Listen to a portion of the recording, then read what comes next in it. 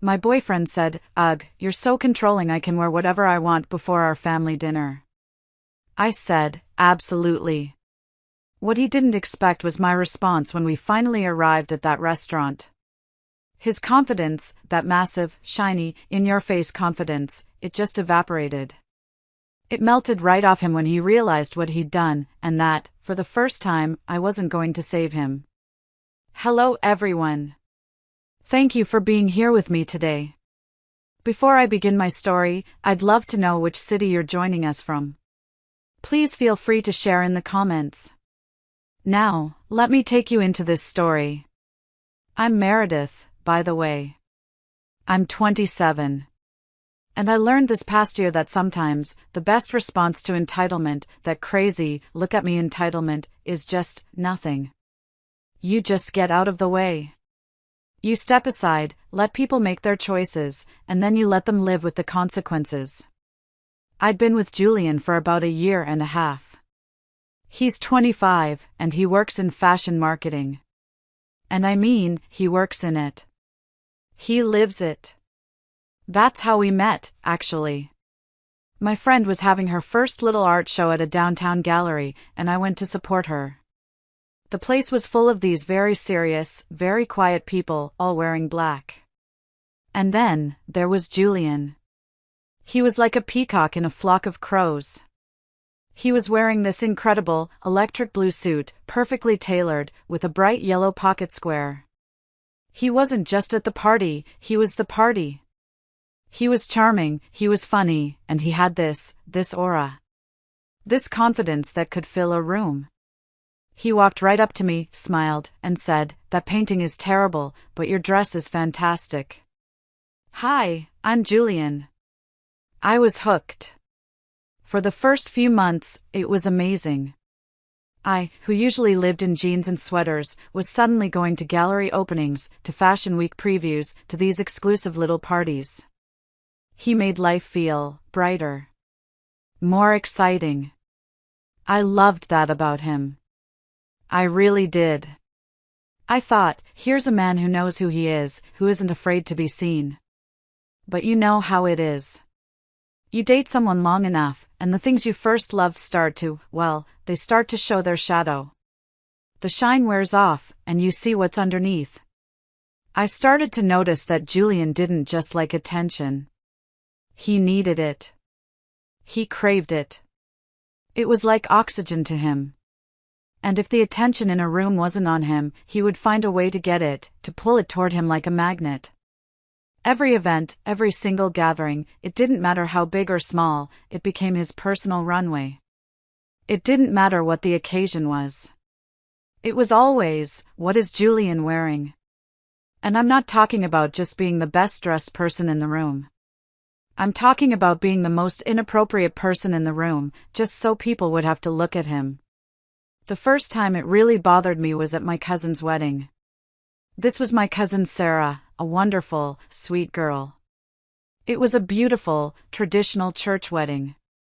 She was in a gorgeous, simple white gown. Her husband-to-be, a nice guy named Mark, was in a classic black tux. The invitation said formal, black tie optional. I was excited. It was our first big family event together. I bought a new dress, a nice forest green one. Julian told me he had the perfect thing. I didn't think to ask. We were driving to the church, and he was humming, looking at himself in the visor mirror. "You look great, Mare," he said. "But wait until they see me." He got out of the car, and I froze. He was wearing a white tuxedo jacket. Not cream. Not off-white. Gleaming, bright white. With satin lapels. And it was embroidered. All down the back, in silver thread, was this huge, gaudy. I don't even know, a dragon? A peacock? He looked like a magician. Or, worse, he looked like the groom. "Julian," I whispered, pulling on his arm. "You can't. You're wearing white to a wedding." He just flipped his hair, annoyed. "What?" It's a classic look. It's Dior. God, Meredith, relax. It's fashion. People will love it. They won't love it. The bride is in white. You're not supposed to outshine the bride. Oh, outshine. Don't be so dramatic. Come on, we're late. I was mortified. We walked down the aisle to our pew, and I could feel the eyes. I heard a few people whisper. My aunt, the mother of the bride, just looked at me with this tight, frozen smile, and I wanted to crawl under the seat and die. At the reception, he was in his element. He held court by the bar, and people did talk to him. But it was that "can you believe this guy" kind of talk, which he just interpreted as adoration. The fight in the car on the way home was explosive. You embarrassed me, Julian. I embarrassed you? I was the life of the party. The groom even asked me where I got my jacket. He did not. I saw you corner him by the cake. Ugh, you're so controlling. You're trying to police what I wear. It's just clothes. You're so jealous that I have confidence. It's not confidence, Julian, it's arrogance. It wasn't your day. That was the first time he used that line on me. You're so controlling. It wouldn't be the last. But the worst, the absolute worst, was my great-aunt's funeral. My great-aunt Eleanor. A sweet, quiet old lady who lived a long life. It was a somber, quiet affair. A cold, rainy November day. Everyone was in black or dark gray, huddled under umbrellas at the cemetery. I was, obviously, upset. I was helping my mom with the arrangements, holding her hand. I told Julian, you don't have to come, you know. It's a sad day. Of course I'm coming, babe, he said, hugging me. I'm here to support you. I was touched. I thought, okay, see? He can be serious. The morning of, I was in my black dress, black tights, sensible shoes. Waiting by the door. Julian, come on, we're going to be late. He emerged from the bedroom. And I couldn't speak. He was wearing a bright, neon yellow tracksuit. Head to toe, highlighter yellow. The kind of thing you'd wear jogging at night so you wouldn't get hit by a car. I just stared. What is that? It's new, he said, zipping it up. It's a celebration of life, isn't it? I'm celebrating. It's a happy color. You're all so morbid. Julian, no. My voice was shaking. No. You are not wearing that. This is a funeral. My aunt just died. Go put on your black suit. Please. I don't want to wear my black suit. It's boring. You're trying to control me again. Aunt, what was her name again? She would have loved this. It's cheerful. Her name was Eleanor. I screamed. And she was my aunt. It is inappropriate, Julian. It is disrespectful. Fine. God. You're so controlling. He stormed back and came out 5 minutes later in his black suit, pouting like a child. He sulked the entire ceremony. He wouldn't hold my hand. He complained in the car on the way back that the vibe was so depressing. I should have dumped him right then. I see that now. But I was. I don't know, I was in it. I kept thinking I could fix him, or that the charming man I first met would come back. The red flags, as they say, just kept coming. They weren't flags anymore, they were billboards. My coworker, Sarah, a really sweet woman from accounting, was having her baby shower. It was a lovely, wholesome backyard party. Pink and blue balloons, little sandwiches, iced tea. Her mom was there, her aunts.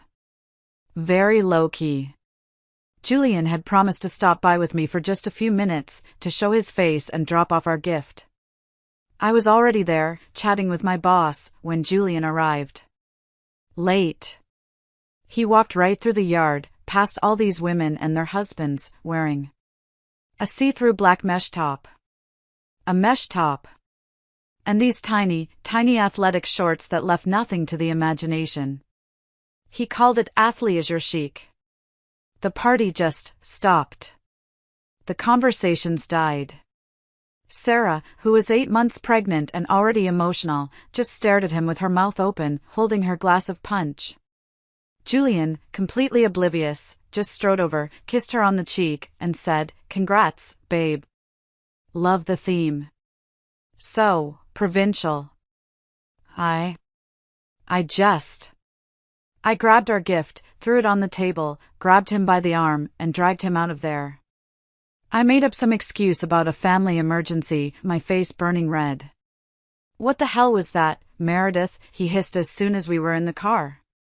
"You were hurting my arm." "What was that?" I said, my voice shaking with humiliation. "It was a baby shower, Julian. Not a nightclub. My boss was there." "Oh my God, relax. It's a look. It's fashion. You're just so controlling. I can't be myself around your boring friends. I can wear whatever I want." And I gave up. I stared out the window, and I said, "You're right. You can." And I just stopped. From that day on, I stopped suggesting anything. I stopped commenting. I mentally checked out. If he wanted to express himself, fine. Let him. I was just so tired. I was tired of fighting, tired of being embarrassed. I was just done. I just didn't know how to make the final break. Then, about a month ago, my mom called. Mrs. Doyle. My mom is a very sweet, very proper woman. You know the type. Church on Sundays, always sends a thank you card, believes in appropriate everything. And when she called, she was beaming. I could hear the smile in her voice. "Meredith, honey, you won't believe it. The most wonderful news." "What is it, Mom?" "It's Eliza. She did it. She passed her boards. She got her final scores. She's officially Dr. Eliza Doyle." I screamed. I was so happy I was crying. My little sister, Eliza, the first doctor in our family. My sister is the best of us. She's smart, she's kind, she's non-confrontational, and she has worked so hard. I'm talking 8 years of medical school, all the debt. I mean, my parents' college fund for her ran out after the first 2 years, and she worked 2 jobs all through pre-med just to cover her books. She survived a residency that sounded like a horror story. She had put her entire life, her entire 20s, on hold. And she'd finally done it. "Oh, Mom, that's amazing. We have to do something. We have to celebrate." "I'm already on it," Mom said, and I could hear her shuffling papers. "I've booked a private room at the Crest Room for this Sunday. The whole family. Your aunts are flying in from Chicago. It's going to be a real celebration. The Crest Room." I whistled. This was the nicest restaurant in the city.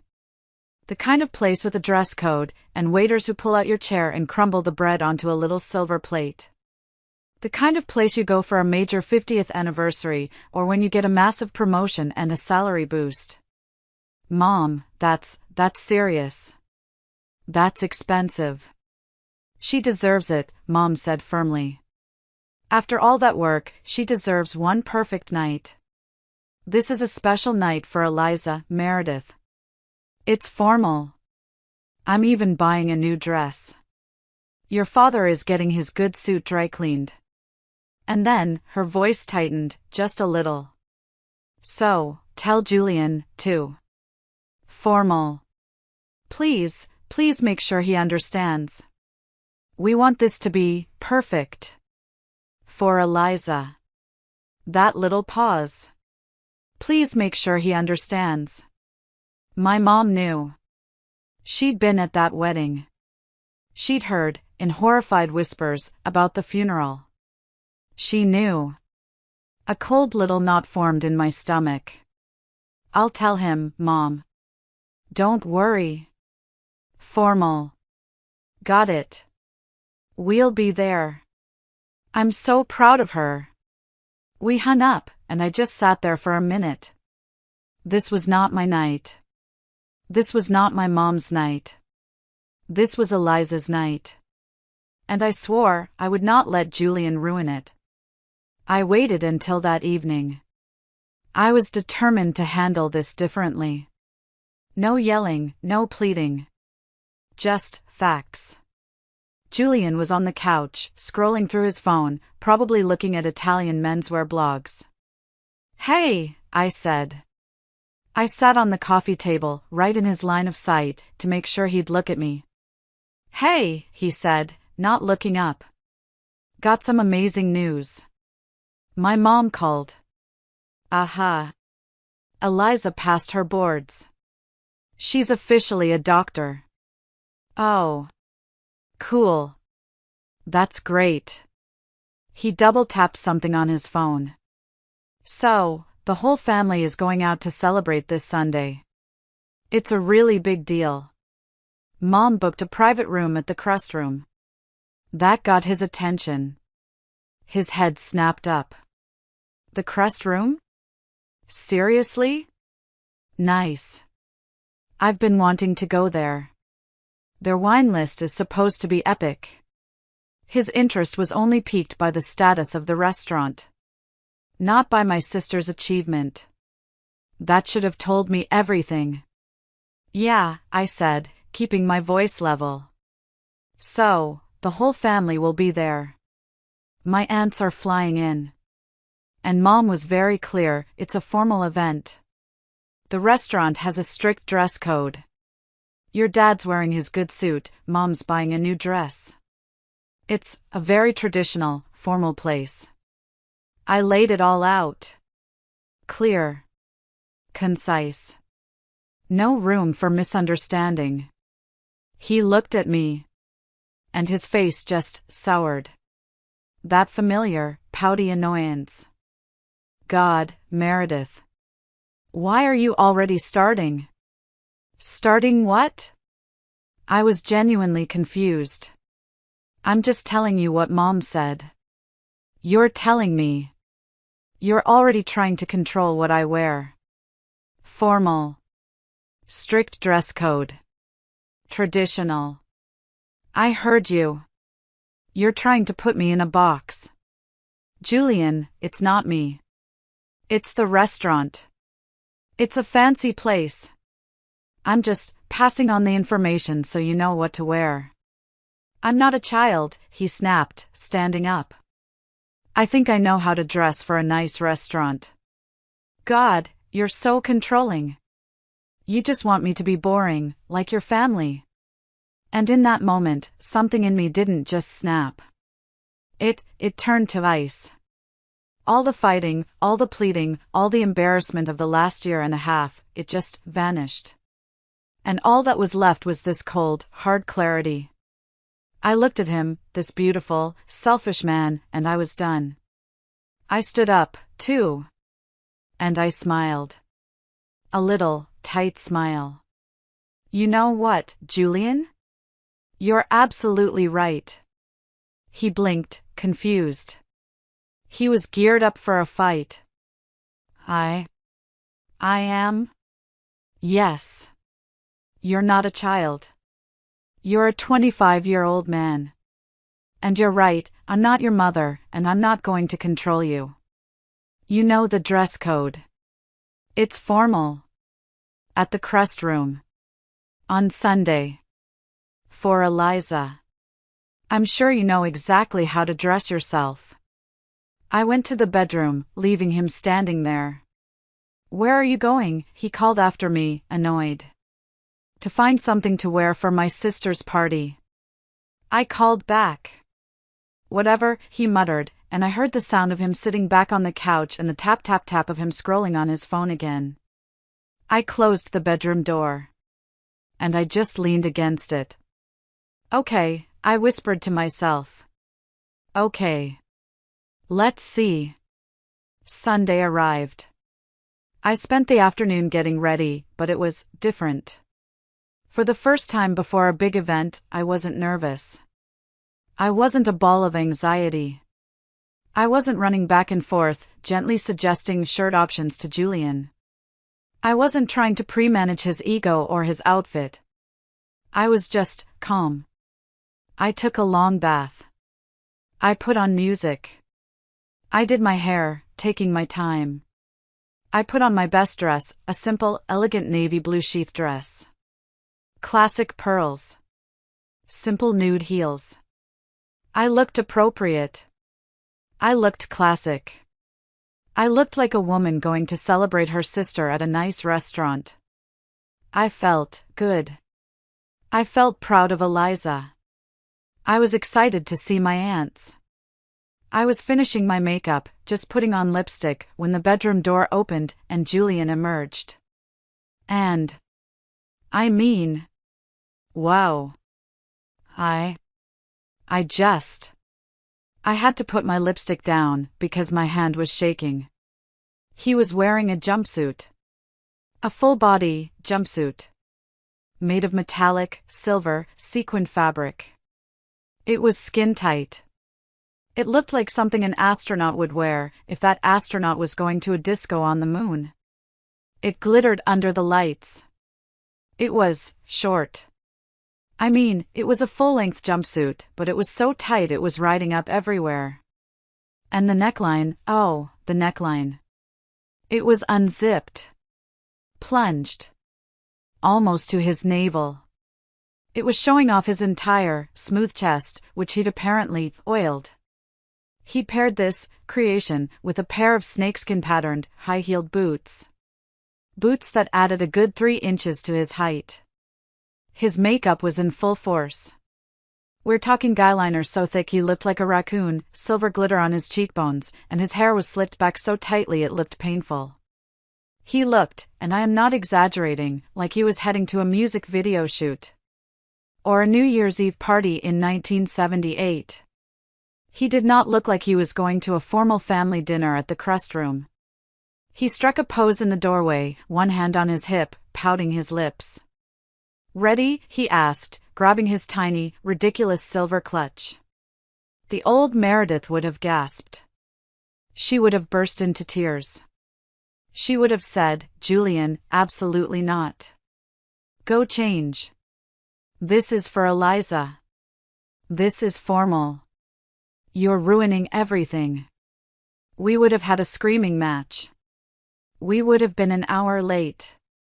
I would have been crying, my makeup ruined, and he would have been sulking, or he would have won and worn it anyway. But I wasn't the old Meredith. I looked at him. I looked at the silver sequins. I looked at the oiled chest. I took a slow, calm breath. And I smiled. "Absolutely," I said, picking up my own simple purse. "You look memorable." He preened. He actually puffed out his glittery chest. "I know, right?" he said, strutting over to the mirror. "It's vintage. Your family is going to die. This piece cost more than some people's rent. They're going to be obsessed." I just nodded, walking to the door. I am sure they are going to have very strong reactions. The drive over was quiet. But a new kind of quiet. It wasn't the tense, angry quiet of me seething and him pouting. It was the quiet of me just observing. He was taking selfies the whole way. I'm not kidding. The whole way. Adjusting his hair in the visor mirror. Checking his angles. Pouting his lips. "The lighting in this car is terrible," he muttered. He was so wrapped up in himself, so lost in his own reflection, he didn't even notice I was silent. And I wasn't thinking about him. For the first time, I was thinking about my sister. I was thinking about Eliza, who had spent the last 8 years of her life in cheap scrubs and comfortable shoes. I was thinking about her studying under a flickering library light. I was thinking about her surviving a 36-hour residency shift. I was thinking about her, with no money and no sleep, learning how to literally save people's lives. And tonight was her night. And this glitterball next to me, was going to try and steal it. And I just let him. I just kept driving. We pulled up to the restaurant. Valet parking, a doorman in a top hat, the whole 9 yards. This was a serious place. The walls were dark wood, the lighting was low. You could hear the gentle clink of real silver. I handed the keys to the valet. I could see through the big picture windows.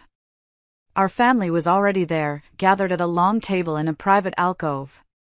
I saw my mom in an elegant emerald green dress.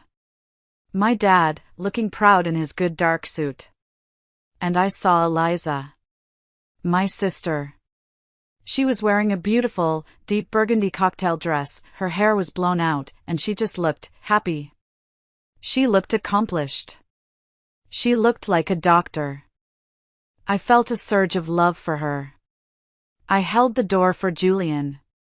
After you, I said. Julian strutted in. He didn't just walk. He strutted. Like it was his personal catwalk. The hostess, a very poised, elegant woman in a black suit, was at the podium. She looked up, a professional smile on her face. Good evening, Welk. And her voice just died. Her eyes went from Julian's glittery face, down to the oiled chest, down to the skin-tight, everything, down to the snakeskin boots, and then slowly, back up again. Her professional smile faltered. It was just a frozen, terrified grimace. Good evening, she said again, her voice a little strained. Can I help you? We're with the Doyle party, I said, stepping up next to him. Her eyes flickered to me, to my simple navy dress, and I could see the relief wash over her. Oh, okay, one of them is normal. Of course, she said, her composure returning. The Doyle party. Right this way. She picked up the menus. The walk to that table, it felt like it took an hour. It felt like I was walking on the surface of the sun. It was like that scene in a movie where everything goes into slow motion. The restaurant, as I said, wasn't loud, but it had that pleasant, low hum of conversation and silverware. The moment Julian started walking, that hum just stopped. It wasn't completely silent, but it was that hush that happens when something completely, wildly inappropriate occurs in a very nice place. Forks paused mid-air. Conversations just stopped. Mid-sentence. I could feel every eye in that restaurant on us. On him. A woman at one table literally put her napkin over her mouth. A man at another table choked on his wine. And Julian? He was eating it up. He thought they were all admiring him. He did a little oh, hello wave to a table of strangers. And then, we got to the table. My family's reactions, oh, it was a masterclass in Midwestern politeness barely containing pure, unadulterated horror. My mom, her smile froze on her face. It looked like it was carved from ice. Her eyes were wide as saucers. My dad suddenly became fascinated by his water glass. He picked it up, stared into it, and did not look up for a full 30 seconds. My older sister, Grace, who was sitting next to her husband, just whispered something to him, and he coughed violently to cover a laugh, turning purple. And Eliza. Sweet, non-confrontational Eliza, she just stared. Her mouth was slightly open, and she was just staring. Like he was an alien who had just landed. Julian, completely, blissfully, 100% oblivious, spread his arms wide. Hi everyone, he announced, his voice way too loud for the room. Sorry we're late. Traffic was crazy. We weren't late. We were perfectly on time. My mom recovered first. Years of being a polite hostess kicked in. Julian, she said, and her voice was a strained, high-pitched squeak. How nice to see you. That's quite an outfit. Julian beamed. He thought it was a compliment. Isn't it amazing? He said, doing a little turn. The sequins caught the light and shot little daggers of light into my father's eyes. It's from an exclusive collection. You've probably never heard of the designer. I'm sure I haven't, my dad muttered into his water glass. Well, sit down, Mom said, gesturing frantically. We sat. The silence at the table was deafening. My aunts were just staring. And then, a waiter appeared. Instantly. I am 90% sure the hostess had hit a silent panic button. He was a tall, very professional man. A manager, maybe. He had that air about him. And he did not blink. Good evening, he said in a low, polite voice. He looked around the table. Welcome to the Crest Room. He looked at my father. He looked at my mother. And then his eyes landed on Julian. And they just stayed there. He didn't gasp. He didn't react. He just looked. Before we begin, he said, his voice still low and polite, but firm. Sir, he said, looking directly at Julian. I'm afraid I must mention that we have a dress code policy. Julian laughed. He actually laughed. Oh, I'm sure it's fine. I'm wearing a $3,000 designer piece. The waiter did not smile. Yes, sir. I can appreciate that. However, our policy requires appropriate coverage for all diners. Jacket and collared shirt for gentlemen. The table was silent. Eliza was looking at her plate. My Aunt Linda was taking a very, very long sip of wine. Julian's smile vanished.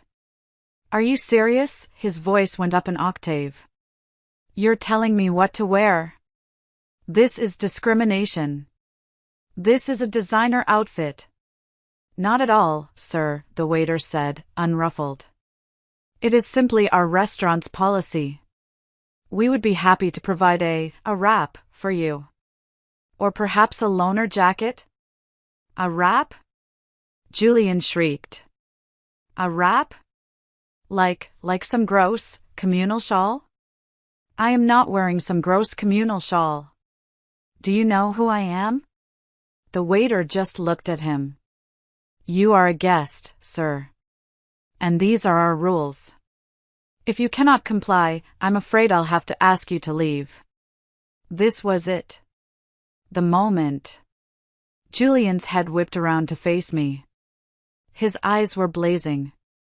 Meredith! Are you hearing this? Are you going to let him talk to me like this? Are you taking their side? You set me up. What? I said, and my voice was calm. It was amazing how calm I was. How did I set you up, Julian? You knew. You knew about this. You wanted me to be embarrassed. I knew it was a formal restaurant, yes, I said, and I looked around the table. I told you that. I told you there was a dress code. I'm wearing a dress. Dad's in a suit. Eliza's in a cocktail dress. What did you think formal meant? This is formal, he shrieked, gesturing to his sequin chest. This is high fashion. Julian, I said, and my voice was cold. Colder than I'd ever heard it. You told me you knew how to dress yourself. You told me you weren't a child. You're a grown man. These are the consequences of your choice. Meredith, please, my mom intervened, looking horrified at the scene. Let's not make a scene. Julian, the shawl might be nice. It is a bit chilly in here. It was not chilly. The room was perfectly temperature controlled. Mom was just trying to save the evening, God bless her. But that was it for Julian. He'd been challenged. He'd been given rules. And he'd been told no. He stood up. Abruptly. His chair scraped loudly on the marble floor. "This is ridiculous," he announced to the entire restaurant. I am being shamed for expressing myself. This whole place is classist and disgusting." "No one is shaming you," Eliza said. And her voice, it was quiet, but it was strong. It was the first time I'd heard her use her doctor voice. It was the voice of someone who has seen real problems, and this was not one. "No one is shaming you," she repeated, looking right at him. "We just want to have dinner. To celebrate. This isn't about you." Oh, that was the wrong thing to say. Julian turned on her. His face was ugly, twisted with rage. "Oh," he sneered. "So now the golden child speaks. Must be nice, having everyone cater to you. This whole ridiculous, expensive dinner, just for you. All this fuss, just because you passed a test." Record scratch. The entire restaurant went silent now. You could hear a pin drop. Eliza's face, she looked like he'd slapped her. Her eyes filled with tears, and she just crumpled. "Excuse me," my dad said, and his voice was dangerously low. He started to stand up. "You heard me." Julian spat, looking at my sister with pure venom. "This whole dinner is just another example of your family's obsession with appearances. Sorry, I'm not boring like the rest of you." That was it. I stood up. "Okay, we're leaving." "We are not going anywhere," he said, his voice cracking. "I haven't even ordered. You can't make me leave." "Julian," I said, and my voice cut through the silence. It was loud, and it was clear, and I didn't care who heard. "We are leaving. Now. You can't make me." I picked up my purse. I looked him dead in the eye. "You're right. I can't. You're a grown man. I can't make you do anything." "That's right," he said, crossing his arms. "But I am leaving," I continued. And I drove. "You can either come with me, right now, or you can figure out your own way home. In your jumpsuit and your snakeskin boots. Your choice." He looked at me. And he looked around the table, a wild, panicked look in his eyes. He was expecting someone to defend him. For someone to say, "Oh, Meredith, don't be like that, it's fine, let him stay. We'll get the shawl." But no one did. My mom was suddenly, desperately studying her menu like it was the most interesting book she'd ever read. My dad was flagging down the waiter, pointedly looking away from Julian, and ordering a drink. My sister Grace was reapplying her lip gloss. And Eliza just picked up her water glass, looked him dead in the eye, and took a slow, deliberate sip. His face fell. That arrogance, that look at me confidence, it just evaporated. He was left standing there, in his ridiculous, shiny jumpsuit, all alone. And he knew it. "Fine," he shrieked. "Fine. This family is toxic anyway." He grabbed his tiny silver purse. "And you," he pointed at me. "We are done." "I know," I said. He stormed out of the restaurant. His heels clicked angrily on the marble floor. The entire restaurant watched him go. The doorman, God bless him, held the door open with a perfectly straight face. I stood there for a second. The silence he left behind was ringing. I turned to my sister. My hands were shaking. "Eliza. I am so sorry. This is your night. I'll take him home. I'll come back. I'll get a cab. I'm so sorry. Eliza looked up at me. And she smiled. A small, watery smile, but it was a smile. Meredith, she said, and she reached out and grabbed my hand. Sit down. But, I need to. He made his choice, Meredith. You told him. He made his choice. You did nothing wrong. She squeezed my hand. Now, sit down. I want my big sister here. My dad nodded. Sit down, honey. The show's over. So. I sat down. My hands were still shaking. And my sister Grace's husband flagged the waiter. Excuse me, he said, his voice cheerful. I think we'll take a bottle of the Pinot Noir. The good one. The 2018, sir, the waiter asked, all professionalism again, as if nothing had happened. That's the one. And we are ready to order whenever you are. And you know what? The dinner, after that, it was wonderful. It was like a storm had passed. Once the glittery elephant had left the room, everyone relaxed. We started talking. We laughed. We toasted Eliza. My dad stood up and gave a speech. He talked about her being a little girl with a plastic stethoscope who used to diagnose the dog. He talked about her working 2 jobs to pay for her college books. He talked about how proud he was, and he made everyone at the table cry. My mom had ordered a special cake, and the restaurant dimmed the lights and brought it out with sparklers. The other diners, the ones who had seen the whole spectacle, they must have figured out what was going on, because they all started to applaud. For Eliza. It was beautiful.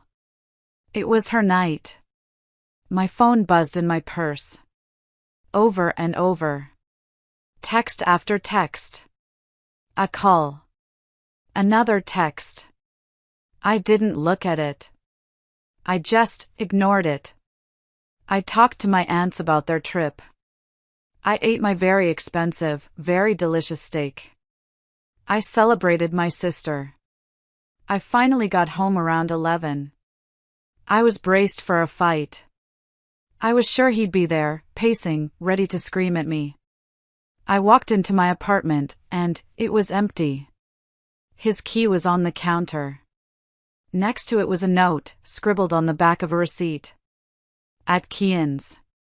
Don't bother calling. You showed your true colors tonight. You abandoned me. We are done. I looked at the note. I looked at the key. And I felt nothing. No, that's not true. I felt relief. A huge, rolling wave of it. Like a 500-pound weight had been lifted off my chest. I didn't call.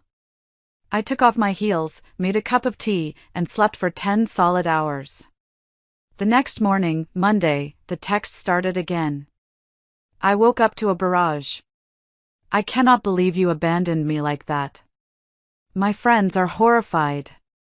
Kian said he's never seen such cruel behavior. Your family is classist and abusive. That restaurant was discriminatory and I'm going to sue them. You should have defended me. You're my girlfriend. Or, you were. Are you seriously not going to apologize? Meredith. Meredith. Fine. Ignore me. Real mature. And then, an hour later. We need to talk about this. You can't just end a 1.5-year relationship like this. I'm coming over tonight. We need to talk. He didn't ask. He told me. I just texted back, no. We're done, Julian. There's nothing to talk about. Don't come here. His response, you can't break up with me over text. That's cowardly. I'm coming over at 7 to get the rest of my stuff.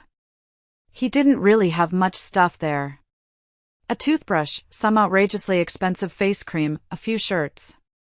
But, fine. I wanted this over. Fine, I texted back. 7 p.m. Get your things and go. At 7 p.m. on the dot, my buzzer rang. I let him up. And of course, he wasn't alone. He'd brought Kian. For backup. For an audience. He started before he was even fully inside. You humiliated me, he yelled, stalking into my living room. Kian stood in the doorway, glaring at me like I was a monster. I just crossed my arms. I was so tired, but I was also so angry. No, Julian, I said, my voice flat. You humiliated yourself. And more importantly, you tried to make my sister's graduation dinner all about you. You insulted her. You called her a golden child on a night that she worked 8 years for. That's why we're done. I didn't know it was that big of a deal, he yelled. I told you. I yelled back. My mom told you. The restaurant told you. You just didn't want to listen because the rules didn't apply to you. You set me up, he accused. You wanted this to happen. You were jealous. Jealous? Jealous of what? Your jumpsuit? Jealous of my style. My confidence. You wanted to bring me down. Julian, I'm too tired for this. Get your things. Kian, from the doorway, jumped in. You could have warned him, Meredith. You know how he is. You could have told him his outfit was a lot. I did warn him, I said, my voice ice cold. I told him the dress code. He told me he wasn't a child and that he knew how to dress himself. Was I supposed to physically restrain him? Lock him in the closet?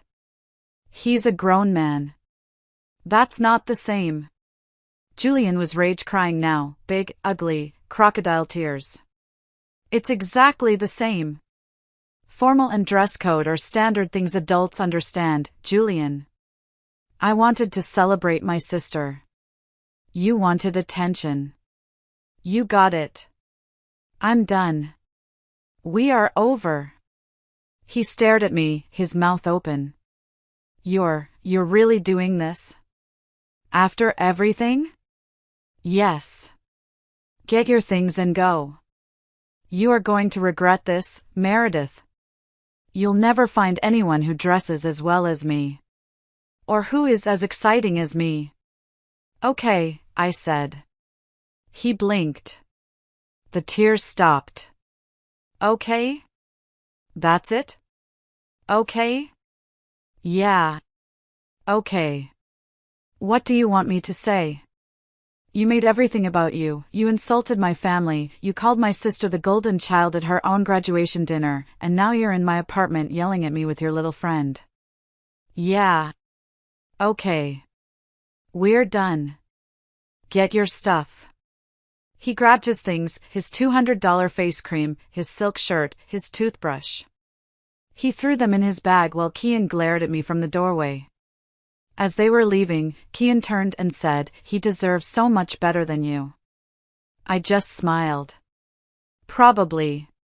Good thing he's free to find it now. Goodbye, Kian. I shut the door, locked it, and bolted it. And I leaned against it. And I finally cried. Not for him. But for me. For being so stupid for so long. And for finally being free. That was 2 weeks ago. In those 2 weeks, I heard through mutual friends that Julian was telling everyone a completely different story. In his version, I was the controlling, manipulative, gaslighting one. That I had set him up to fail at the dinner because I was jealous of his style. He, of course, left out the part where he insulted a newly graduated doctor at her own celebration. But here's the thing.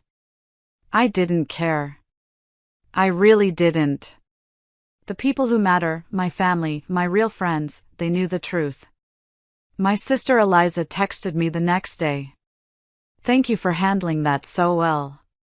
You're the best big sister.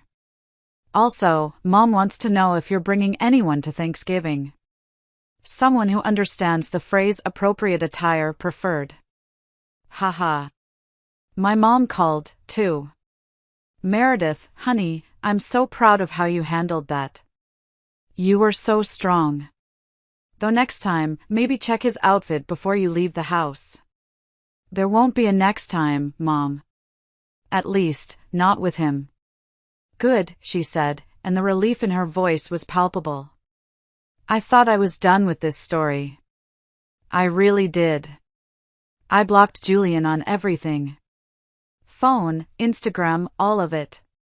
I started playing in a rec league basketball team, just to get out of the house. I caught up with friends I'd neglected while I was busy managing him. I even went on a couple of casual, easy dates with a nice guy from my office. Just coffee. It was normal. It was nice. Life was good. Then, the entitlement escalated. In ways I truly, deeply, did not see coming. I got a call last week from my credit card company. Ms. Doyle? We're calling about some unusual charges on your Visa card. I froze. What charges? I haven't used my card today. Well, there was an attempted purchase online for $4,000 worth of designer sneakers and handbags from a high-end fashion website. My blood ran cold. $4,000? Yes, ma'am. We flagged it as suspicious. The shipping address, it's not your primary address. It's listed to an apartment under the name. Kian? Kian. His friend. He kept my credit card info. Months ago, I'd let him use it for an emergency, and he must have saved it to his browser. That is fraud, I said, my voice shaking. I did not authorize that. That is my ex-boyfriend. We broke up weeks ago. We'll dispute the charges immediately, Ms. Doyle, and cancel the card. We recommend you file a police report for fraud. I did. I went straight to the police station. I was shaking. The detective was very helpful. He said it was pretty open and shut, since the shipping address wasn't mine and I had text messages proving the relationship ended weeks ago. But Julian wasn't done. 2 days later, I got an email. At my work email. The subject line, invoice relationship compensation. I just stared at it. Invoice? I opened it. Dear Meredith, I have been thinking about our relationship and realized that you owe me compensation. I invested 1.5 years of my life in us. I turned down professional opportunities because I was committed to you. I personally decorated your apartment. I enhanced your social life. After careful calculation, you owe me $50,000 for my time and emotional labor. This is non-negotiable. A payment plan is attached. Sincerely, Julian. He had attached an actual invoice. An Excel spreadsheet. With line items. Relationship management, $15,000 social enhancement services, $8,000 aesthetic improvements to living space, $5,000 emotional support, $10,000 event planning and coordination, $7,000 opportunity cost, $5,000 total due, $50,000. I just stared. I thought it was a joke. A sick, twisted joke. But then I saw who he had CC'd. He had CC'd my boss. He had CC'd our HR department. And somehow, he had found my father's work email and CC'd him, too. My office phone rang 2 minutes later. It was my boss. Meredith, can you come into my office? And bring your laptop. I walked in, my legs feeling like jelly. Mr. Harrison, I can explain. Meredith, he said, shaking his head as he looked at his screen. What the hell is this? I explained the whole situation. The breakup, the dinner, the credit card fraud. He just listened, his expression getting grimmer. Your ex is creative, he said. I'll give him that. Also, completely insane. You need a lawyer. And probably a restraining order. This is harassment. HR was less amused. They had to document everything because he'd involved the company. The legal department got involved when Julian sent a follow-up email threatening to sue my company for enabling emotional abuse by employing a narcissist. It was a nightmare. I thought I might lose my salary, my job. But my dad's reaction? My dad's reaction was legendary. My father, Mr. Doyle, is a man of few words. But when he speaks, it counts. He hit. Reply all. He replied to Julian, to my boss, to HR, to everyone. His email said, Dear Mr. Thank you for your invoice. I've reviewed it and prepared my own, on behalf of the Doyle family. Ruining my daughter Eliza's graduation dinner, $5,000 therapy for my family members after witnessing your behavior, $3,000 dry cleaning for the restaurant shawl you called gross, $50 emotional distress caused to my daughter Meredith, $20,000 teaching my daughter to recognize red flags and avoid a terrible divorce lawyer fee in the future, priceless. Please remit payment immediately. Otherwise, we will see you in court for the credit card fraud you've already committed. Best. Mr. Doyle. My boss actually printed it out and pinned it in his cubicle. But Julian still wasn't done. He showed up at my apartment building on Thursday. He somehow got past the front door when someone else was leaving. And he started knocking on every apartment on my floor. He was banging on doors, asking for me. My neighbor, Mrs. Finch, a 70-year-old retired teacher who takes no crap from anyone, called me immediately. Meredith, dear? Hi, Mrs. Finch, is everything okay? Tommy, there's a crazy young man, in a very weird, shiny, is that a jumpsuit? He's banging on doors, says he's your fiancé. My heart stopped. He's not my fiancé, Mrs. Finch. He's my ex. Please, call the police. Already did, honey, she said calmly. Just wanted to give you a heads up. Also, he's telling Mrs. Petrovich that you're pregnant with his child and stole his grandmother's ring. I'm not. I didn't. He doesn't even talk to his grandmother. I figured, dear. He's wearing a full metallic outfit to a residential building on a Thursday afternoon. The police are on their way. By the time I got home, the police had already removed him. He'd apparently told them he lived there, but couldn't produce a key, an ID with the address, or any proof. When they asked which apartment, he got the number wrong. The building management was not happy. They issued a no trespass order and circulated his photo to all staff. Surely, that was the end. Right? Wrong. Friday morning, I went down to the garage to find my car. Keyed. Both sides. Long, deep, angry scratches all the way down. But here's the thing about Julian. He's an idiot. I park in a secure, gated garage. With cameras. Lots of cameras. I went to the building manager. We pulled the footage. And there he was. 3 a.m. In another metallic outfit, this time, it was gold lame pants. Crystal clear footage of him, key in hand, just digging into my car doors.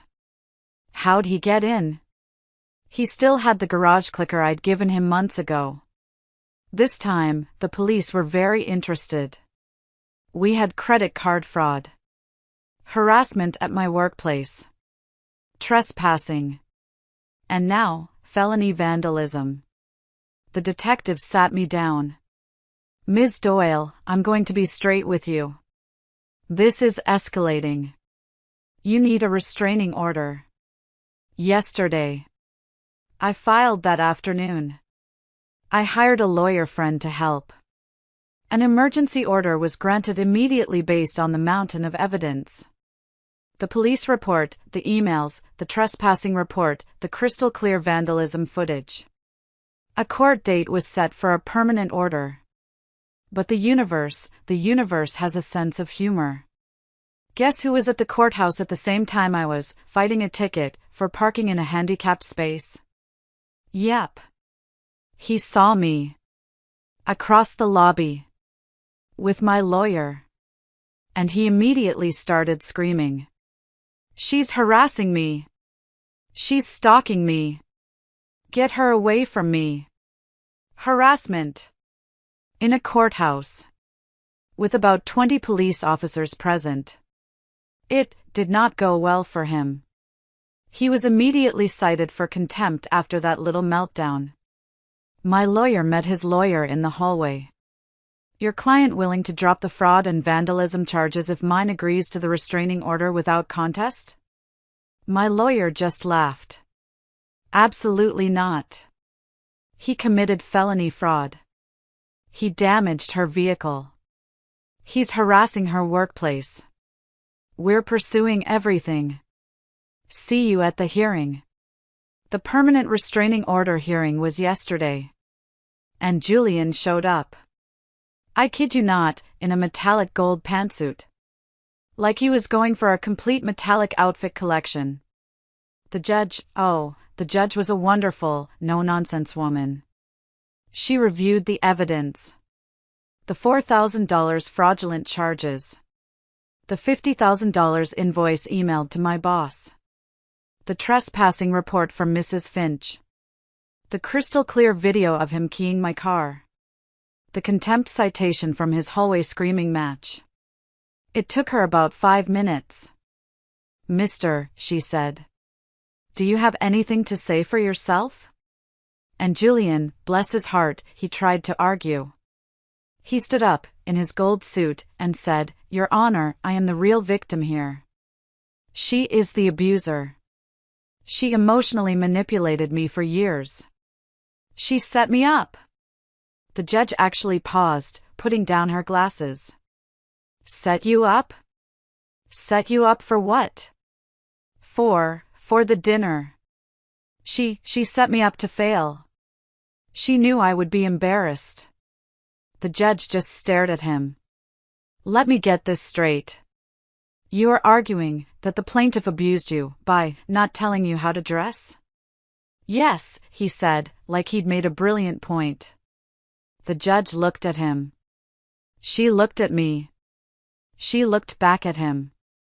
Son, she said, and her voice was tired. That isn't abuse. That's you making poor choices. And all of this, she gestured to the pile of evidence, the fraud, the vandalism, the harassment, this is you making criminal choices. Restraining order granted. 500 feet. You are to stay away from Ms. Doyle, her home, her workplace, and her family members. Any violation will result in your immediate arrest. We are done here. Can you believe it? Right there, in that courtroom, I almost wanted to cry, I was so relieved. If you're still listening to this, right here, could you do me a favor? Please help me like this video and comment with the number 1 down below. It lets me know that you're here, that you're amazing, and that you're with me on this crazy journey. Your support, it's just a huge encouragement for me. It really is. So just comment with the number 1 so I can see you. And now, you have to hear the very last part of this story. As we left, my lawyer, who had been amazing, just smiled at me. You know, he said, the metallic outfit collection really helped our case. It's hard to argue you're a stable, victimized person when you're dressed like that for a 9 a.m. court hearing. The last I heard, Julian is facing the credit card fraud charges, felony vandalism charges, and the trespassing charges. He was also, predictably, fired from his fashion marketing job. Turns out, using company resources in your work email to harass your ex and commit fraud, well, it violates most employee handbooks. Who knew? His Instagram is private now. But a mutual acquaintance showed me his last post. It was a picture of him, pouting, with a caption, "Sometimes the universe tests you by putting toxic people in your path. Rising above the negativity and manifesting better things. #blessed, #new beginnings, #karma Israel." The lack of self-awareness, it's almost impressive. My sister Eliza texted me yesterday. Heard about the restraining order? Yes. Also, Mom wants to know if the order covers Thanksgiving. She's already planning the menu and wants to make sure there won't be any metallic interruptions. Her words. I'm getting a new apartment next month. A fresh start. The building has better security, no shared garage clickers, and Mrs. Finch already gave me 3 references for nice young men who dress appropriately. To everyone who might ask if I saw the signs, yeah. Looking back, they were all there. The constant, desperate need for attention. The inability to read a social cue. The way he turned every single event into his personal showcase. I thought it was confidence. Turns out, there's a very fine line between confidence and complete, pathological narcissism. But hey, at least I learned something. Next time someone tells me I'm being controlling for sharing basic, adult social expectations, I'll take that as my cue to exit. And I'll definitely change my credit card numbers. Oh, one last update. A final edit. I just got word from my lawyer. Julian took a plea deal. He got probation and has to pay full restitution. That means he has to pay back the attempted $4,000 in fraud and pay for the full damages to my car. The vandalism and trespassing charges were rolled into the plea. But the best part? The absolute best part of his probation? He has to take anger management classes. And the anger management classes, they have a dress code. Business casual attire required. The universe really, really does have a sense of humor. Thanks for listening to my story, everyone. It feels so good to finally get that all off my chest. Let me know what you think in the comments, and I'll see you in the next one.